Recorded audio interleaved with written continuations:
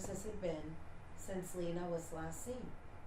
It's been 3 years, and this was a milestone we did not want to approach. This has been very difficult for the family, and I remember when the investigator first came on it, and he told the family, "We're going to find her, and under 2 weeks, we're going to find her." And here we are 3 years later. I mean, how often does Riaz and Amira, right? Sarmina. Sarmina, sorry. How often does Riaz and Sarmina hear from the San Antonio Police Department, from the FBI, from anybody that was involved in the case? They don't. Communication is very little, and they will only communicate with the family when the family has reached out and asked him, "Have you heard anything?"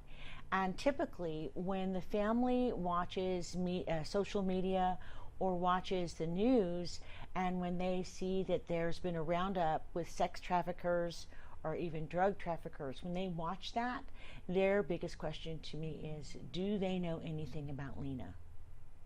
And that's hard to hear. That's hard to hear. And then we had last February when they took a Bexar County inmate to the place where he said he buried Lina. And that was hard to get any information, even while we were at the scene. Why are you here? What's happened? Why are you doing this? They communicated very little to us, but it was a woman who does a podcast here in San Antonio that had all the information for us, and I asked them to confirm, and they simply just said yes. Okay. Which, I mean, all right, I'll keep my opinions to myself on that one. Talk to us about any tips that come in. Specifically, we had a person, we're not going to say if it's a male or a female, we had a person who claimed to have seen Lina been taken by two men and handed off. We were able to get sketches done by Lois Gibson, who was at the Houston Police Department for almost 30 years. Yes. She was their forensic sketch artist. She was in town. She sat down and she drew the two men from the person's recollection of what they look like. Yeah. What happened with those sketches? Were they ever checked out? So here's the thing about those sketches. Remember, we had gone to go get a sketch of Lina, an age progression sketch. It was only during that time that we were talking, and then it was then exposed that there was an eyewitness. That eyewitness did not get interviewed until a year after. And the reason why she got interviewed is when we were observing the first year that Lina had been missing, Chief McManus made a statement, and he said, "This is so strange. No one just disappears into thin air." That statement was put as a headliner and put on social media, and then that whole interview was aired. The lady responded. I found her response because I go and search and scan through all of these people that make remarks just to see if there's anything that's offsetting. And when she said, "I told them a year ago that she was taken by a man and given to another, and they were walking towards the mosque," I contacted her, and I gave that contact information to a couple of other people. But that was Stand a whole by. year. Stop. Did I say she? Go to black. Yeah, she said she. I said Let's she. change it. It's okay. Go to black and then come back. That way you know. Thank you. No, it's okay. I was like, did she just say she? Shit. I did. Okay. She's so. And so that. They're so paranoid. Yes. Okay, go back. So when Chief McManus came out and said, "No one disappears into thin air," that headline was grabbed and put in with the interview, and it was aired. And the person who says they saw that man take Lina said, "But I told him that she did not disappear into thin air. I saw a man walk off with her." And this person said, "I knew it was her because I thought, how beautiful that little girl was, all in red. And if you remember, the day that Lina disappeared, she was wearing all red with a black coat. So this person was then contacted by myself and by a few others, and then started giving information to the sketch artist about who those men were. That was a year after Lina disappeared. And so there's been frustration after frustration after frustration. And I understand SAPD gets a lot of tips. NCMEC also gets a lot of tips and gives them to SAPD. But if you look at the statistics of how SAPD is so overwhelmed by the number of missing persons, it kind of brings you to a point to wonder, why aren't they allowing other agencies to get involved?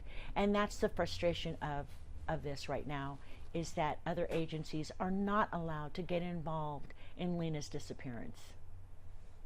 Do you think for Riaz, and he's not here now, story's going to come out on Tuesday. You guys are doing a remembrance of Lina on Friday. Yes. Has Riyadh just said, they're never going to find my daughter. I should have never brought my family here.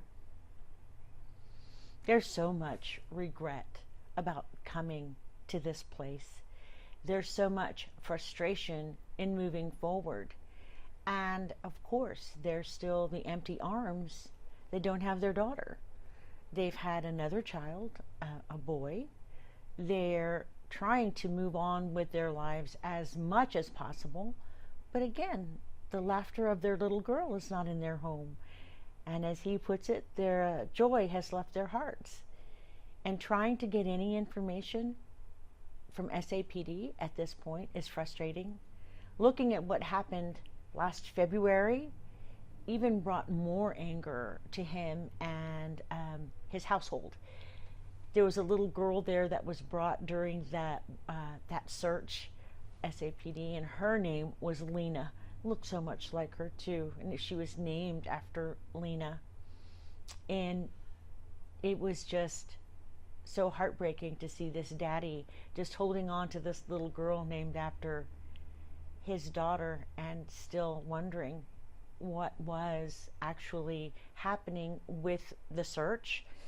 This person that gave the information, he is a person of interest as far as Riaz is concerned. This man lived at the same apartment complex as Riaz during the time of Lina's disappearance. And now we've come to find out that not everybody's apartment was searched, and that fact has been made clear to the family. FBI, anything from them at all? Nothing from the FBI. They have pretty much released this back to SAPD and leaving this in their hands. And now as we move forward, we are hoping that there can be some type of legislative movement to help families recover their missing loved ones. Because the question is, how long is too long? And why would SAPD hold on to a case that they could actually use some help with? And when you look at the missing mom from Alamo Heights, I believe, when you look at that, the almost police were in charge of that, and immediately they asked for the help of the Texas Rangers and had this case moving so quickly. Wouldn't that be great if SAPD would take that type of lead and say, you know, we're going to need some help on this. We haven't been very effective. How can we do that now? Is Riaz asking for the cold case and missing persons unit at the AG's office to take over the case, or for SAPD to ask for them to take over the case? He wasn't aware of those other units. He wasn't aware of NCMEC. He wasn't aware of the Attorney General's office being able to do that. And so now that I've informed him, that's exactly where he would like this case to go, to a broader spectrum, to be able to pinpoint some type of remedy for his missing daughter. I mean, he needs that. His family needs that. And this little girl needs to be returned to her family. What does he believe happened to Lina? His belief is that she was taken and that she is with another family. Whether she was sold to another family, that is one of the theories, is that she was taken and sold, and that she is with another family. And he prays that when she gets older, she will remember and find her way home, because he does not have any faith in SAPD. Okay. Anything else that I didn't ask you? With 3 years that she's been missing, you know, her brother still remembers her, and they don't let him forget. The new little brother was born after she went missing, and they share pictures. They keep her toys in a bin and share that with the boys as well. He's hoping that one day even his sons would get into law enforcement and find their missing sister. He has so many hopes, and he's going to continue, yet he has that frustration. Okay. Okie dokie. All right.